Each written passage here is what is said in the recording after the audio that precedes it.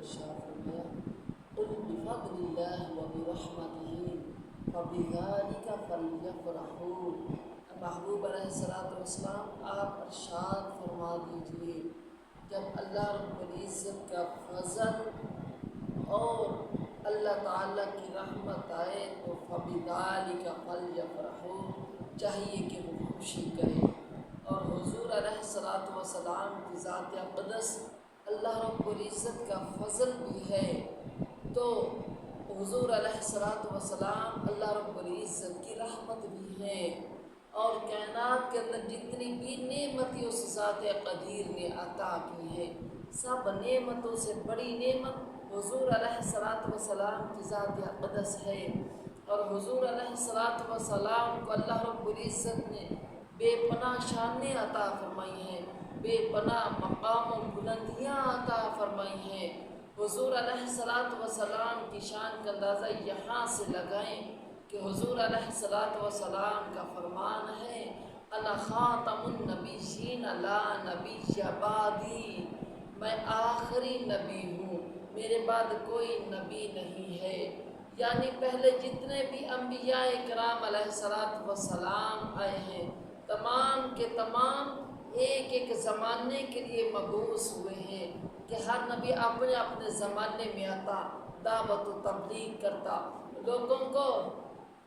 لوگوں کے دروں سے ہٹا کر اس خالق کے در پر کھڑا کرتا۔ لیکن محبوب علیہ السلام آپ صرف کسی زمانے کے نبی بن کے نہیں تشریف لائے، بلکہ حضور علیہ السلام نے فرمایا میں آخری نبی ہوں، میرے بعد کوئی نبی نہیں ہے۔ یعنی میں کسی زمانے کے اندر مبعوث نہیں ہوا، بلکہ سارے زمانے میری نبوت کے اندر ہیں، کہ اگر زمانہ دنیا کا ہو پھر بھی محبوب کی نبوت میں ہے، اگر زمانہ قبر کا ہو پھر بھی محبوب کی نبوت میں ہے، اگر زمانہ محشر کا ہو پھر بھی حضور علیہ السلام کی ختم نبوت میں ہے،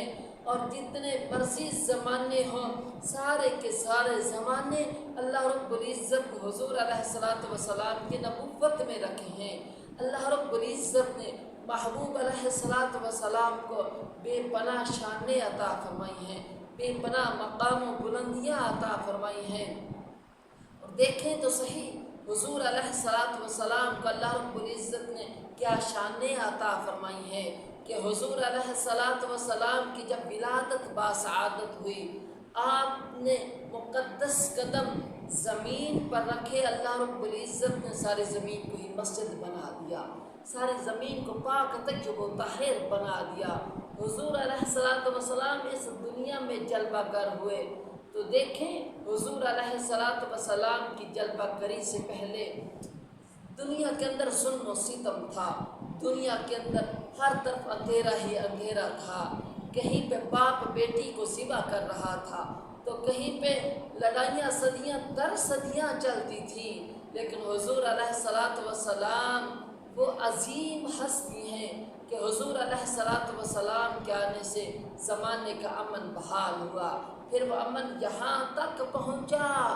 کہ ایک ہی کنویں پہ سیدنا فاروق اعظم رضی اللہ تعالی عنہ کے دور میں